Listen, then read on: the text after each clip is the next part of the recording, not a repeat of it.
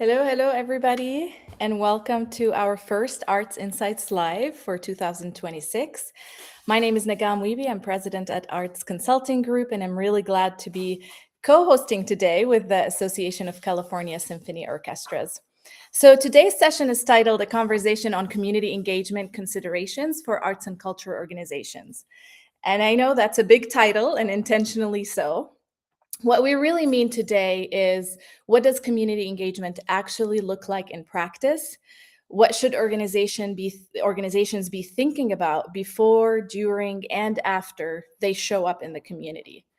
Today, we're intentionally going deep with symphonies and learning from leaders who are actively building long-term, trust-based relationships through education, learning, and partnership work. The conversation is part of a broader Arts Insights live series. In future sessions, we'll explore the same questions through other disciplines, including museums, additional arts and culture organizations, or even advocacy groups, to surface what's shared across the field and what's distinct. I want to send a huge shout out and thank you for ACSU, which is the Association of California Symphony Orchestras, for co-hosting today and for their leadership in creating space for these field-wide dialogues. This Arts Insight Live was inspired by a panel that was at the ACSU conference last year. Thank you for joining. If you are here with us, please drop your questions in the chat throughout the conversation. But also, before we dive in, we'd love to know, where are you tuning in from today? So if you can put in the chat what city, state, or country, wherever you're joining us from, just put it in the chat because we'd love to see from where you're tuning in.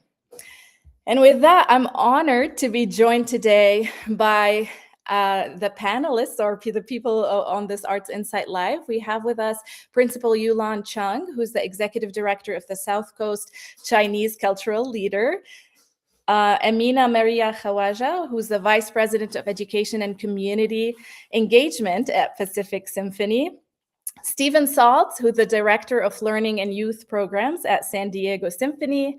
And Sarah Weber, the Executive Director of the Association of California Symphony Orchestras, ACSU, who is our co-host in this live. Thank you all for being here and for your time and everything you do with your organizations and with the community. Thanks for having us. All right. Well, before we get started, I know each of you are here because there is a program that's successful that's happening in partnership with the community that you've done. But before we get started, maybe we can go around and you can give us a brief introduction about the organization that you work with, so the people who don't know it can be more aware.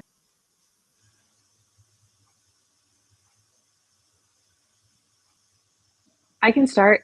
Yeah, Amina, Okay. Go ahead. Okay, so I am with Pacific Symphony. We are located in Orange County, California, in Irvine specifically, and we perform in Costa Mesa at the Segerstrom Center for the Arts.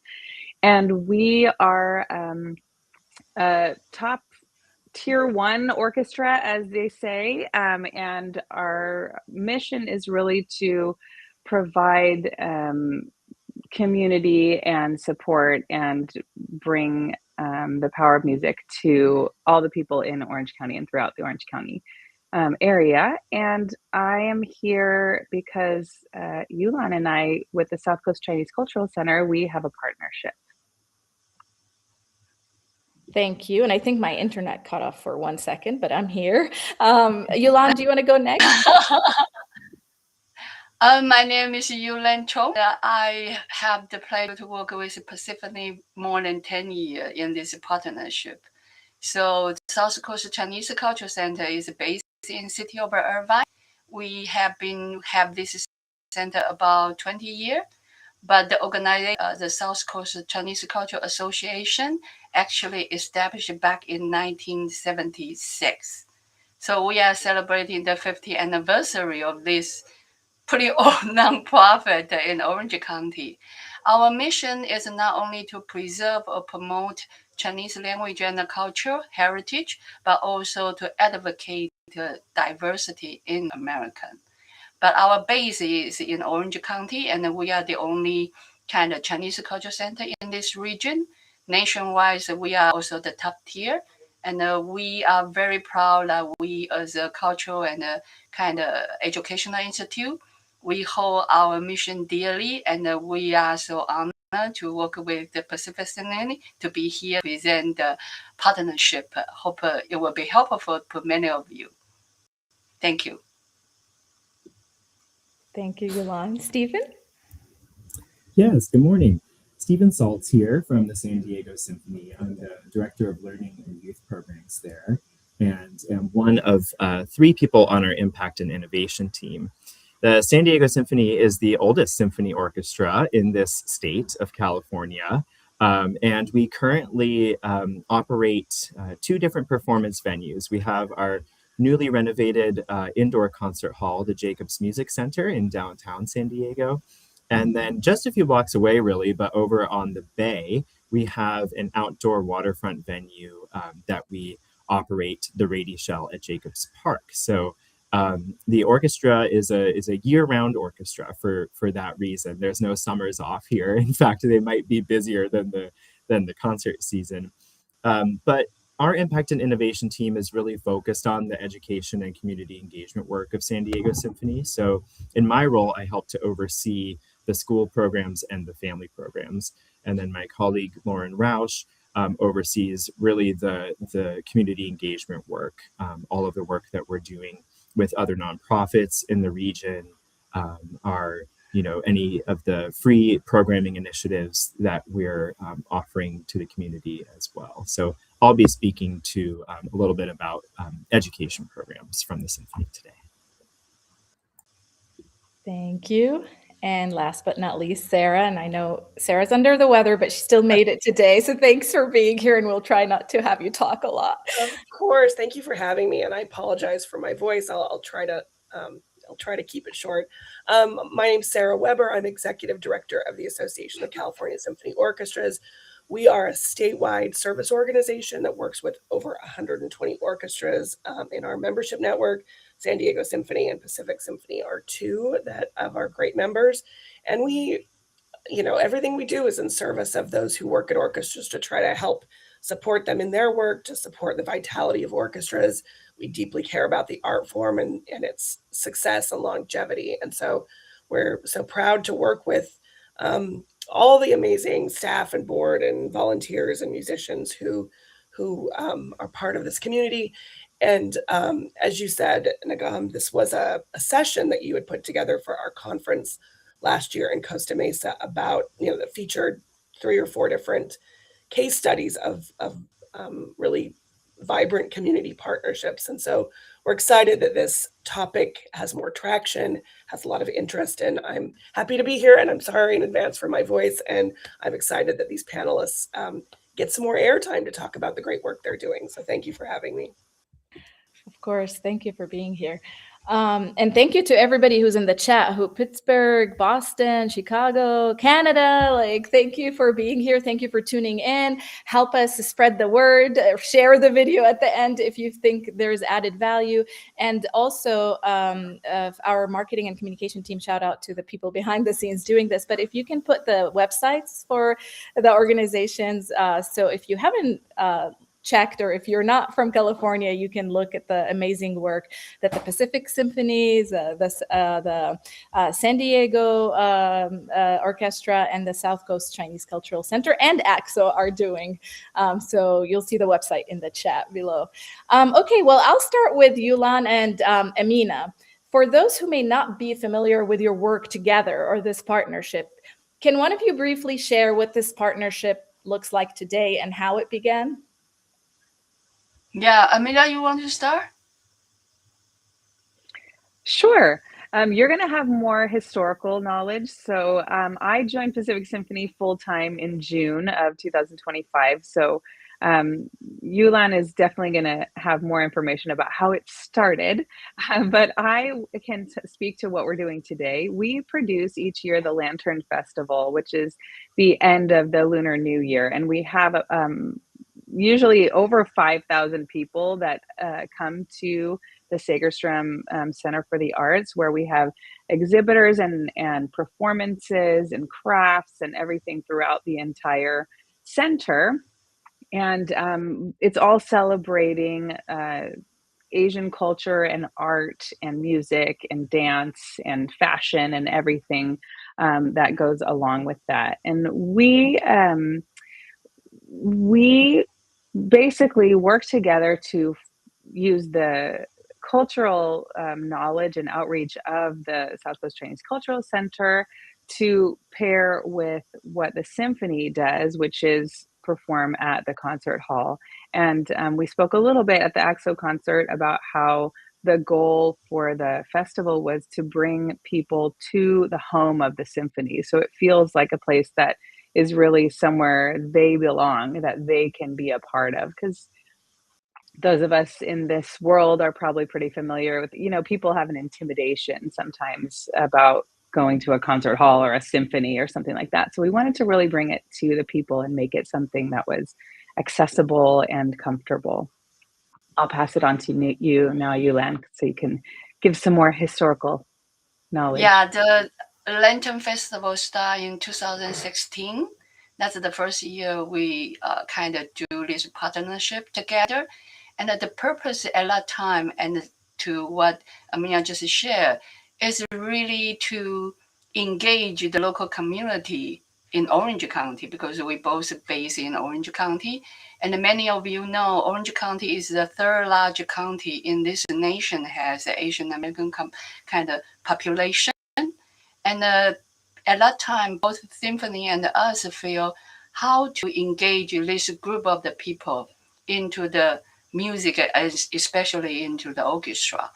And the Chinese American happen to be the largest kind of population within the Asian American community.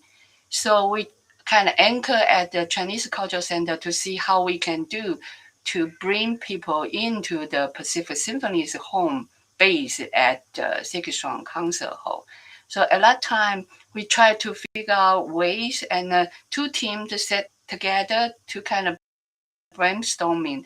And one themes come out is in the Asian American community or in Chinese American communities especially, a lot of the young kids, they learn the instrument when they were young, but they don't go to the concert when they become adult. That is kind of a puzzle to both teams. And then we try to figure out that why they don't feel they want to go to a concert, even they learned the instrument for such a long history of time when they were young. So we try to understand that myth, break that myth, and try to figure a way. And we anchor in a cultural celebration, which is the Lunar New Year celebration, which is the Lantern Festival. So the Lantern Festival become a cultural platform that we plug in the community engagement with the Pacific Symphony's music instrumental concept. But how to balance those? In the past 10 years, we are trying to balance the musical component with the cultural component to have a kind of event community gala. So it's not a typical concert that you would imagine. It's more one of the kind of concert that you will experience. So it's still evolving, but hoping that at the end of the day, everyone who walk into a concert hall, they feel that they belong into the music, and then the music really refresh their life. They have a different perspective within the community where they live in. That's what I can say. Thank you. No, this is important. And I see Deborah in the comments saying many families see music as a discipline, but don't have a concert going tradition. And I think those kinds of partnerships are a way to build that new traditions and looking at music beyond one way of seeing it, like just being involved and it's part of life. Stephen, can you tell us a little bit in the learning and community partnerships you're leading with San Diego Symphony? Yeah, absolutely. I'll just start by saying that at San Diego Symphony, it's truly believed and really written into the mission that these school programs are central to the mission of this orchestra. And I'll say that certainly those of us on the administration team feel that, but it extends down, to, of course, the musicians, but to board and volunteers as well. And I think that that's something we've been really leaning into recently as we've created some new school programs. So we do have, school programs that reach the high school and the collegiate level, and those are focused on creating pathways for artistic growth and career exploration. But the program I'll focus on today is our elementary school program, and this is really in its third pilot year right now for elementary school students and educators in grades 3 through 5. So that's a really special age range and time to be reaching students. It's often their first encounter with live orchestral music, and it's really important those years because they're the key developmental years. Yulan, like you just said, a lot of people learn instruments around this age, or start exploring or experimenting with an instrument for the first time around this age. So we're really excited that through this program, we're sustaining that engagement with orchestral music in those developmental years. So really, this program has a couple of key outcomes, and that's that the youth voice is elevated and featured in San Diego Symphony programming, and that the program offers a curriculum that's aligned to the state and national education standards. A huge focus of this program is removing barriers and really ensuring access for all across our region. And more practically, just the art of connecting students with San Diego Symphony musicians directly, whether that's in their classroom or in the concert hall. So this program was created in partnership with local educators, and we've basically formed a 3-year rotation curriculum for grades 3 through 5. So the purpose being that if a student starts with their 3rd grade teacher and then they continue in 4th and 5th, they're not going to be repeating any curriculum material or hearing any repertoire for a repeat performance from the orchestra. So it's really in this rotation. And currently this program serves 10,750 students.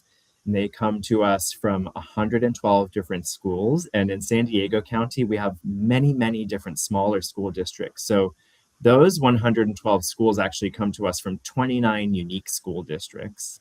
And 59% of these schools are Title I schools. So they are schools that are supporting low-income students and aiming to close achievement gaps as well. So what this program offers all of these students and educators is a really flexible 10-week music curriculum that is very interactive and has video components, illustrations designed to support it, connects the musicians with the students. We also provide anything the students will need along the way, like workbooks, and the educators also get their lesson plans delivered to them, fully built out, ready to go, no work required on their end. We then form small chamber ensembles of the San Diego Symphony musicians and bring them out to the actual campuses and visit the students on their home turf. And then a big culmination of this program is always a couple of days, actually, of the full orchestra culminating concerts at one of our 2 venues. We've tried it both indoors at Jacobs Music Center and at our outdoor venue, the Rady Shell at Jacobs Park. So it's a really exciting program. Like I said, with the 3-year rotating curriculum, right now this year, we're in the third unique curriculum. So as of next year, I'm excited to say this will start to go into rotation and really become a longer term commitment for the community. That's amazing. I know it's easier said than done. And the fact that both those partnerships, 3 years, or even from Yulan, you said 2016, was it? 16? Yeah, exactly. 16, yeah.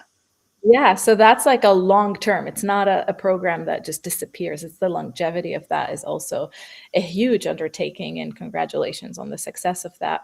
And Sarah, I'll let you jump in whenever, because I know your voice, but is that something that you're I mean, as it relates to ACT, I know we're talking only California, but we're seeing this as that question of how do we involve the community? How do we, what programs should we do, and how do we do it right across the country? But if there's any insights to add, feel free to jump in, but no worries if not, because I know you're not feeling great. I'll just say, I think in terms of partnerships that are more than just like a one-off or a drive-by partnership, I mean, I think that is the goal of a lot of orchestras. And I think that there has to be an institutional understanding that this might not be a partnership that necessarily translates into dollars or new donors or new subscribers, but that there's more at play here than the dollar sign. There's community service, there's relationship building, and sometimes those things take a long time, and sometimes it's not about the revenue. And it's tough because, of course, orchestras are stretched tight. There's no wiggle room. No orchestras are well funded, but you have to strike that balance. And of course, you have to try to find grants and sponsors and whomever to make these programs work. But I think if you're leading with the idea that we're going to start this community partnership or this education program money because there's funding that might follow, I think that's sort of the tail wagging the dog. You have to really believe in the partnership and the outcomes that both parties want before you go in and say that maybe we'll get money out of this. So I just think you have to be prepared for the long term and the building of the trust over a lot of years, not necessarily one-offs and sort of like, can we get some new subscribers from this program? Because that may or may not happen. Right. So there's other motivations, which I think Yulan and Amina and Stephen have all discussed. So yeah. Yeah, awesome. Thank you. So speaking about, I mean, sorry to interrupt. Can I just jump in really quick? I just wanted to say, I think one of the biggest and most important things about a partnership is just building the relationship, because that's what allows us to serve the communities that we want to serve. And so yeah, what I think about with a partnership, it doesn't have to be a big festival like we're doing. For me, it's really just about one important relationship that you build, and then hopefully that spreads into more. That's amazing, because that's exactly where I was going next. I mean, relationships are I feel like it's the foundation of any partnership. And there's trust building also with the organization and the community partner or the educational partner. So maybe I'll ask you all in a different way, like Yulan, from your perspective as a community-based cultural organization, what does it take for an arts organization to show up as a real partner? Not just as an invited guest or as a one-time collaborator? I think the basic thing is that they need to have a shared vision. The shared vision means that what does the music mean to you? What do your organization see music in the community? What do you want to what kind of envision that you have in terms of music to a human's life? And that is the common ground that we go from there. And if you have the same vision with your community partner, that base would serve a long time. For us, like work with the Pacific Symphony, is we both say if music can bring people together. Music, because it's so powerful, have the human impact, can break can transcend the political difference, can break the cultural barrier, language barrier.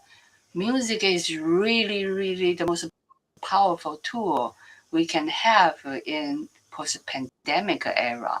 And we both experience that powerful if we use it in the community engagement. And that's why we kind of have that belief. It like Sarah just said, it's not about you adding more subscriber. It's not about you have more kind of concert goer. It's about you share your belief with the people in your community, and that is very important.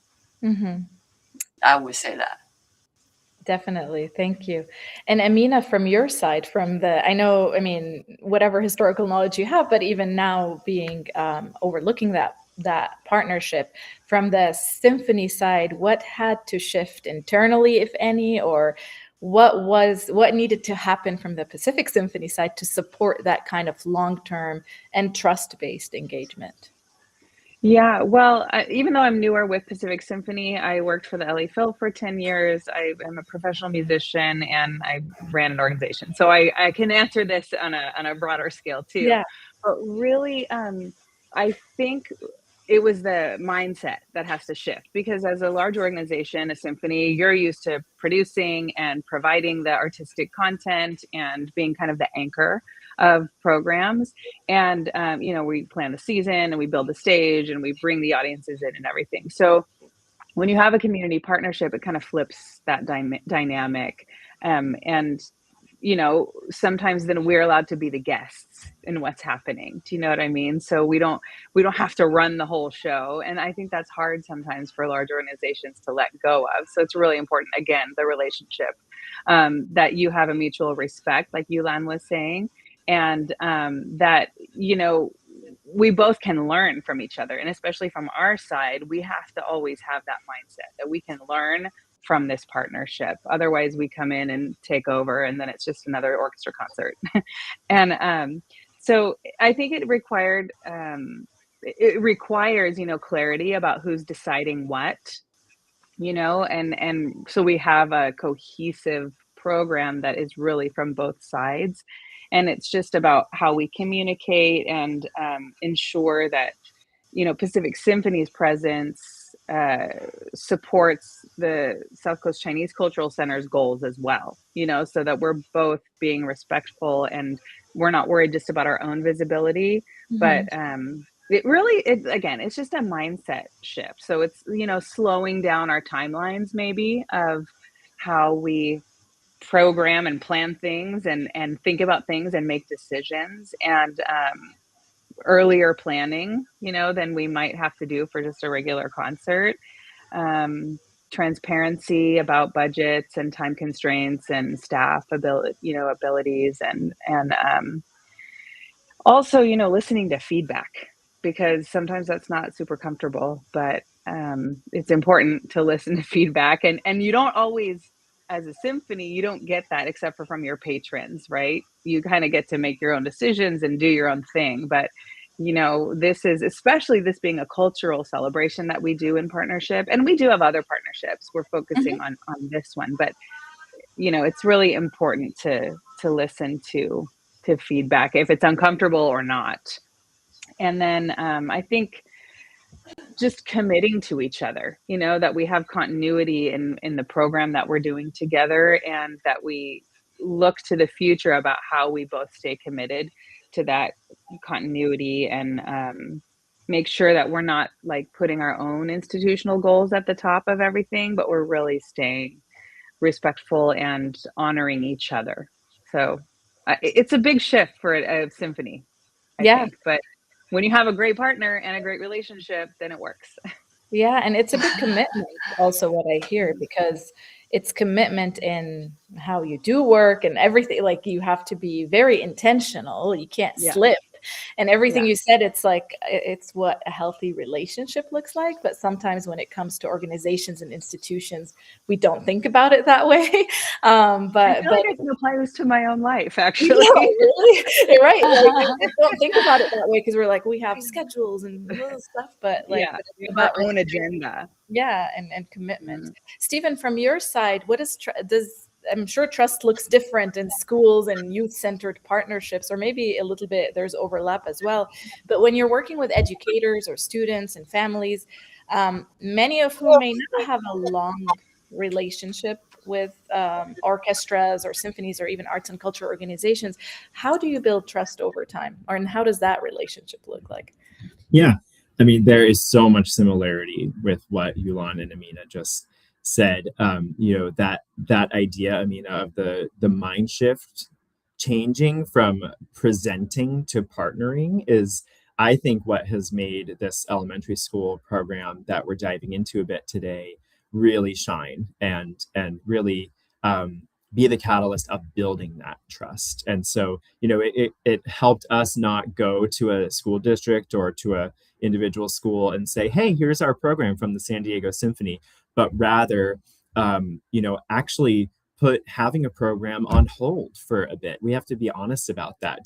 To create what we have now, we did need to, put what came before on hold to give us the time and the space to do the listening. So it really did all start with listening, asking a school district, asking a principal, asking the teachers at their school, what do your students need right now? Like what is happening in your classroom? What are your goals and priorities? And then how can we support that? At the end of the day, we're still the San Diego Symphony and offering a music-based elementary school curriculum, yes, but how can that support what the teachers and the students need? And by asking those questions, we learned so much. We learned, that this program could have a really heavy literacy component, for instance. Wasn't really on our radar before, but it changed the entire way that the curriculum is taught in the classroom by the teachers using a reader's theater technique. So allowing the students to choose a role to read for that week and start to develop literacy and confidence reading in the classroom among all their peers, right? We also learned how strong this program could be from a socio-emotional learning perspective as well. And these are just all things that started from that first period of listening to what teachers in our region needed. And then the idea of hearing feedback and really valuing feedback is another crucial part of the program. So, after the culminating concert, it would be easy for us to say, wow, that was such a joyous day. We had over 10,000 students come into our venue. The program doesn't end that week. The ending of the program is the next week when they're back in their classrooms. We actually built it into the curriculum that the students then write a letter to us about their experience. And we cannot wait to get these letters. Not all schools have it in their budget to be able to mail them to us in the snail mail, and we know that. And that's another thing we learned, right? It's like school resource limitations. So the teacher can just scan them over to us, and when I get these scans, it is like the best part of that week to read the actual students wrote this letter to us and told us exactly what they thought. The sun was too bright, but the music was pounding in my chest or something. Like they will be honest, and it is so exciting. And of course, we would collect the feedback from the teachers who implemented the curriculum in their own classroom and went through the registration process. How was that for them? How can we make that clearer? But really just, not only collecting the feedback, but then truly digging into it, valuing it, and then, and we share that out with all the different stakeholders. We take these letters and then we go set them in the musicians' lounge so that in their rehearsal breaks, they can go down there and also read these letters and hear about the impact they had on the students, and sending it to our board committees for their review and their enjoyment as well. And, over time, incorporating all these things does build the trust that teachers honestly have a limited amount to give out, right? So teachers are overwhelmed. And so to hear directly from them how we can support them and how we can give them something that is in its best form useful for them in their classroom is just what I think has led to a pretty quick and meaningful growth of our elementary school program. Amazing. Thank you for sharing. And for those of us who are watching, and I see we have even people from Spain and we have international audience right here. If you have any questions to any of what we're talking about, feel free to put it in the chat and we'll try to get to it. So we talked a lot about the trust and the building. What, from your learnings, even through this program or any previous programs, what breaks trust quickly in those settings? I have an answer for that. I think overpromising and under-delivering, Mm-hmm. you know? If you have all these grand ideas and then you come to do it and it just doesn't happen, or you have like a great idea that, or, you know, a great plan, but you can't actually execute it, that is an instant trust breaker. Mm-hmm. Mm-hmm.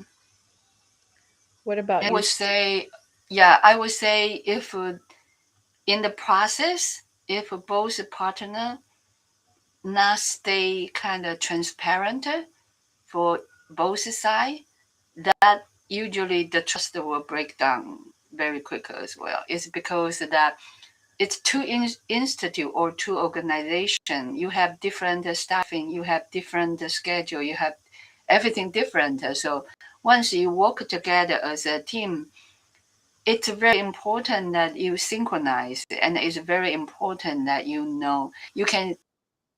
have that empathy to stay in other people's shoe. That is very important. You can see from the other side, and that you are willing to share whatever difficulty you are encounter. And on the other hand, is that you need to have that awareness to keep everything kind of synchronization very well. Otherwise, the trust wouldn't be able to continue. Mm-hmm. But in our case, I think the mutual respect from both organizations is very important, because we are dealing with different cultural group, not just Chinese, maybe other Asian American culture as well. Not just music instrument, but a lot of difference in there, right? So we need to be very mindful about that as well. Yeah. Thank you. Steve and Sarah, anything to add? So I heard doing what you say you're going to do, not over promising, under delivering, the respect, the transparency, the empathy. Those are things that if they're not there, it might break the trust, and it will impact that partnership in a way or another. Anything else that comes to mind from stories you've heard or experience and learnings you've been through? I think it. I think the open dialogue piece of this is just so important. I hope I just was describing well how this program was, created by a long period of listening. But then once we piloted the program, it didn't stop there. The listening is ongoing, and this program, maybe I can highlight it later on a different topic, but it was co-designed in partnership with an educator advisory committee, and it would have been something I would say fairly common to form this committee to help shape the pilot year and then just kind of leave it, right? But actually, this advisory committee has been reformed. New members have been added every single year of the 3 unique pilot years, because that listening and the learning on our side is ongoing. And I think if that wouldn't have happened, the program would sort of remain static. It's changed so much in this 3rd year as it has from the 1st year, and that's really because of the ongoing listening and just the building of the trust. So yeah, I'm not really speaking too much of breaking the trust, but rather how we've just continued to build it. Mm-hmm. Awesome. I'm just pausing in case Sarah want to add something, but it's okay if not. One thing, so when this was just an idea, so before the program, before the content, before understanding the format and all of that, what are the steps you do? Like what is the first step before you even get to the content? Do you decide like the shared vision and the goal for the big umbrella goal, and then we start picking the details? Or I'm curious. I mean, it's different. I'm sure there's no one way for all, but I'm curious to hear about how this started, and what was the first thing that needed to get clear before you go to the next, which is building the content, and of course throughout, like, listening to feedback and adjusting accordingly. But what are the first two steps? Yeah, I think there is a business side of this as well. So, there are going to have to be initial discussions of, like, what is the budget for this, right? And how that informs what you're then building up to. So, I'll say from our side, a non-negotiable of this program, not even knowing at the beginning how many students are we really going to reach, how many students are going to register for this program. A non-negotiable was that this program has to be free for all participants. It's not free for if you're a Title I school. It's only, but there's a small charge for a different public school or a private school. Like, that is not the identity of this program. The identity of the program is that it's free for all participants. Something just practically speaking that we knew we'd have to implement is that that doesn't include transportation, though. So we knew it was not within the symphony's bandwidth to fund everyone's busing, which, with our 29 different school districts and all the different methods of booking buses and paying for them and whatnot, we knew that part wasn't in our bandwidth. But we had this chestnut of this program is free for all participants, and then pairing that with what the realities of the budget were. There is then this link up moment that has to happen based on all the listening you've done, what the teachers and the students need and are requesting from you. And then, as Amina said, what you can truly deliver well, what you can really promise to deliver. I think if at any point the over-promising and the over-commitment is happening, it can really just take your work off the tracks, and things become out of scope. So really just having very clear ideas about what you can truly invest into your community from your organization is important.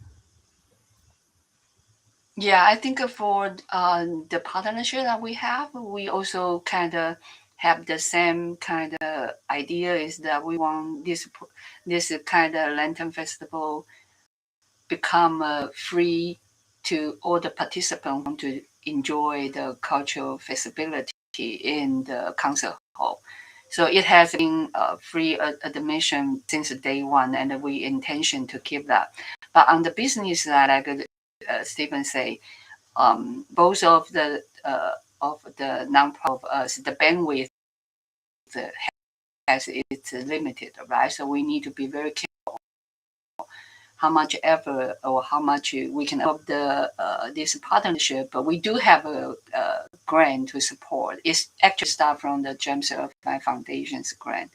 But over the time, right now we are at the juncture is that we want to establish the its own sponsorship rather than on the grant support. It doesn't mean that we don't want grant. We would do, but continually we want to expand the possibility, not just related on the grant, but also sponsorship way to support this kind of tradition that we want to continue.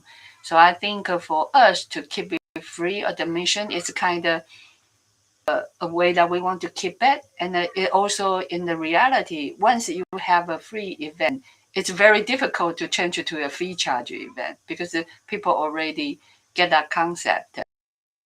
So it's very difficult to kind of revise that.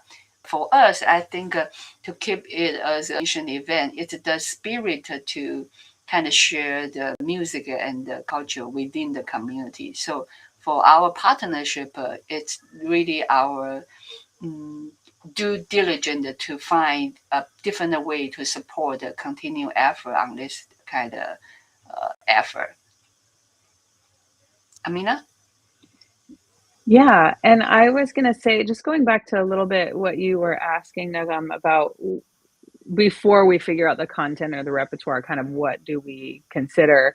I think it's about, looking at who is this for, who's like going to be there and in the room or at the festival in this case, who's not going to be there, and then also being, aware and wanting to know, what does success look like for the South Coast Chinese Cultural Center? What does it look like for us? So kind of looking at a bigger picture of both sides.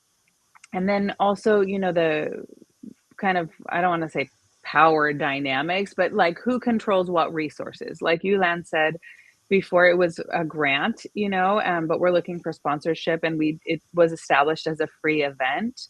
I think if that ever changes or anything, we come together to talk about how that is. We talked about, making it a pay what you want model or something, but it has to be something that we all come together and are on the same page before. And for in this case, we also needed to look at who has the cultural knowledge. Pacific Symphony, I think we're all very aware of the main demographic of a symphony orchestra. And so we're not trying to come in and say, well, this is what the Asian cultures of Orange County need, right? This is a reason why we partnered together with an organization that has that cultural knowledge from inside. And then also just making things relevant, like not necessarily how do we make this orchestra program accessible, but how do we design something that feels relevant and natural in this particular cultural context. I think those are kind of the bigger picture things we look at before we can then actually go down and decide, okay, who's going to perform? What are they going to perform? Where are they going to be? And all those things. That's amazing. Thank you. And it gives a lot of questions for leaders who are thinking of this, or even organizations that are thinking of this, about the questions. Sometimes ACG, we engage with organizations that are doing this at this stage, where we do the assessment with the organizations, and later in listening sessions for the content. Speaking about the content, how does that, so you figured out who and what and who needs to be invited and the resources you have. How do you move from there to creating content where it matches and it's successful? I mean, I think, if I can jump in and answer, I think it's just then the listening part, and bringing each side, bringing what they are experts in to the table, and going, where is the crossover, and listening to each other, and then developing a cohesive program or concept, but listening and then bringing your expertise to the table and finding those parts that intersect. Yeah, exactly. I think, like, if we're thinking about the idea of co-designing, you have to know what you're the expert in and what you'll be leading, and then what you're not. So, in our case, knowing that we wanted a classroom curriculum for elementary school students to be visually appealing, that's not me, right? So immediately we knew, okay, like let's be co-designing this with someone who we were lucky to find is a musician, a performer, an educator, but also taking illustration courses with the folks at Disney and Pixar, right? So extremely talented on the visual side of things, and helped us then give that true visual identity to the program overall, and especially to the curriculum. And then, in terms of our ability to program music for an orchestra, that's exactly what we do on a daily basis, but we don't do it on a daily basis for this age range, right?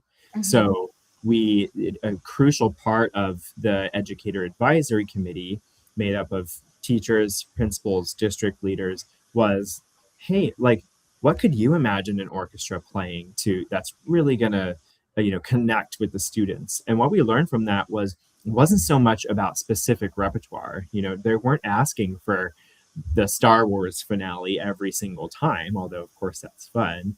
What they were guiding us toward was, play anything that the students have a role in, right? So at the culminating concert, we learned that there need to be several moments, not just one moment, several moments where the students really join in the music making process and get to share in that unique experience with our musicians. So usually these concerts have one or two sing-along moments, and hard to find in the orchestra repertoire, but they're there. And then there's usually, some body percussion, so some ways that the students learn a certain pattern of, claps, snaps, pats, that they can contribute to the percussiveness of the music. And then this year, the Educator Advisory Committee told us about something, it was new to us. We'd never heard of it. There's, a classroom technique called Move It. And so you might be listening to music and you just come up with these patterns of moving your body to that makes sense with the groove of the music. And so the students will actually do a dedicated Move It exercise to Beethoven's Eighth Symphony this year, which is nicknamed the Metronome Symphony. So it's this whole Move It activity of, keeping the beat. What does a metronome do? And then when the groove takes over, the hand flies up and turns into a pat on the shoulder or a tap on the head. And, all of these things of just engaging the students are what the teachers walk away from that concert sharing with us the most about how meaningful that was. It's just such a different experience from parking in a seat and just being a listener. So co-designing has been a really fun aspect of this program. And then I know, like we said, listening at the beginning, but listening throughout the process and adjusting. Somebody asked in the audience, but in the people who are watching the Arts Insight Live, but I have that question as well. Beyond attendance and participation counts, of course, Stephen, you talked about the letters from the students and the specific feedback from teachers. But if you think of partnerships beyond the teachers and students' direct feedback, what tells you that this partnership is actually working? How do you solicit feedback and get input so you can adjust, or you can know that it's working or what's not working? I think for us, a really meaningful sign to me recently has been, a teacher reaching out and saying, "Hey, how can I want to be more involved in this? How could I help support you? Do you need me to write some of the curriculum for the next year?" Or, yeah, exactly. I mean, it's like, wow. I mean, to get that offer is just incredible and so meaningful. And we absolutely said yes this past year. And what's been so fun is that it resulted in two music teachers coming into our offices one day over their summer break, precious summer break, to actually film some of the teaching of the curriculum. And then those videos were built into the PowerPoint slideshows that we give all the teachers. So these two teachers did not tell their students they did that. And that week's lesson actually just occurred last week. So I got a text from this teacher saying, she filmed it from the back of the room. The moment when her students saw her up on the screen, and it's a YouTube video, it's like on YouTube, they were like, "Miss Brown, you're on YouTube." And to have those incredible moments of connection that are the result of the teacher, the partners in our case, coming to us and asking to be more deeply involved was just a telltale sign that, okay, this is working and we can even take it further, right? It was, to me, it was like, oh, you're responsible, Stephen, for writing this curriculum. Didn't occur to me, these teachers want to be working more deeply with us, and that was just so meaningful. Thank you. What about you, Yolande, on your side? Or Sarah, did you want to say something? No, I just wanted to say I want to hear the same question from Amina and Yolande. Like, how do you know? I mean, it's been 10 years, but how do you know that this partnership is still effective and still working? Because Stephen's answer was so heartwarming. I hope there's other indicators. Yeah, I think each year that after the event, during the event, the staff will do the survey on site and then they will take the participant will take the survey. That is more from the participant kind of feedback. And from the community partner participate in, we will also give they will give us the feedback as well.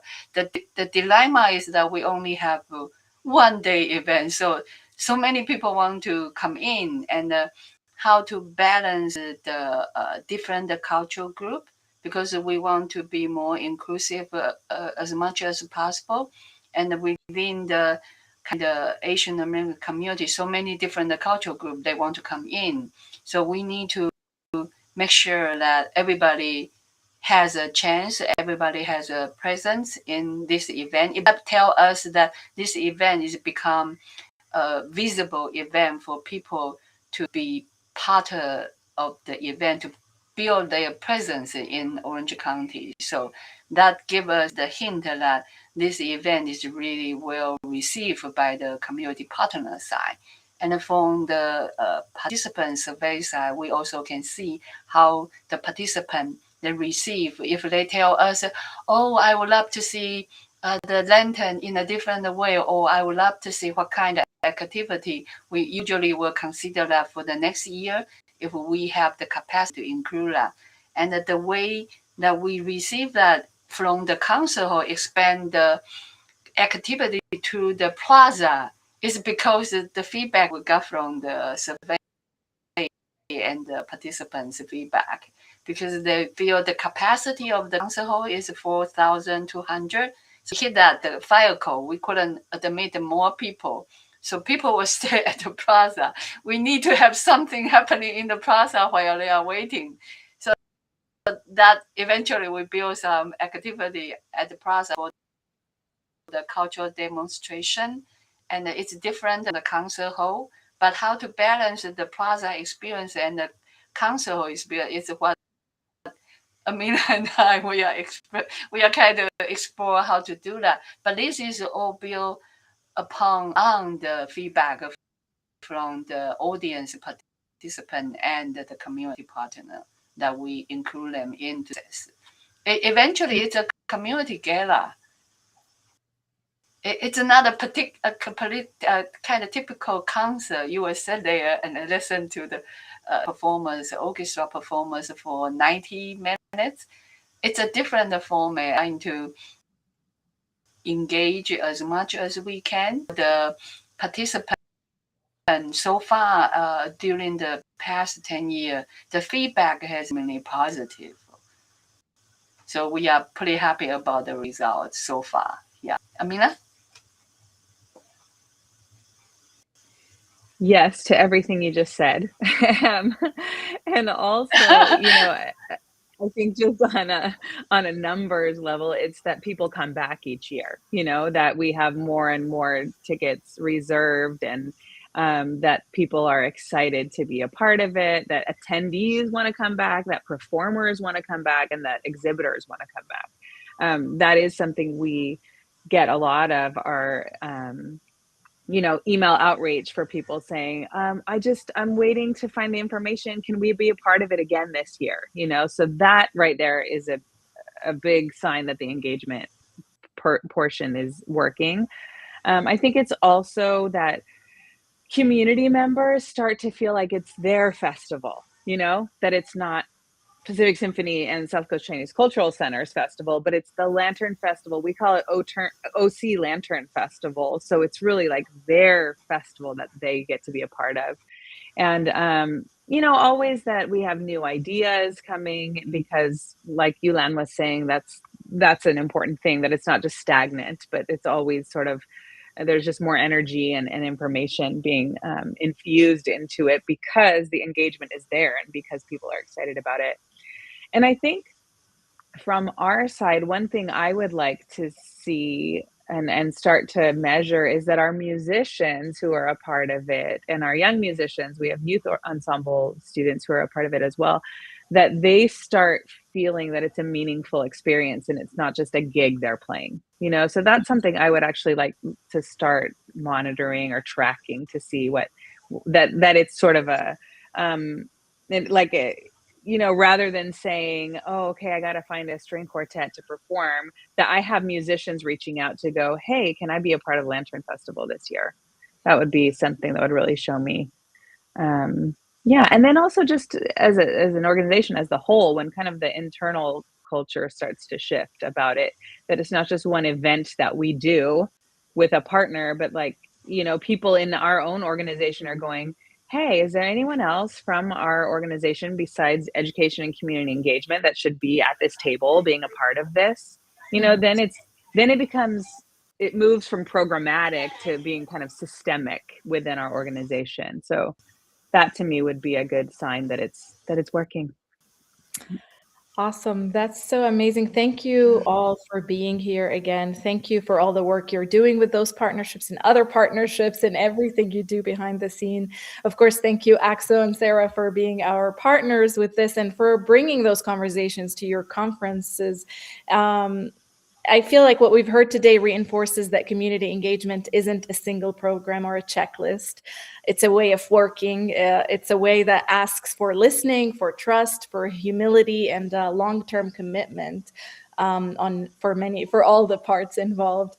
I want to remind everybody that this conversation is beginning of a broader Arts Insight Live series in the year, and we'll continue exploring these same community engagement and partnership questions through other lenses and through different fields to surface what's shared across and what's distinct.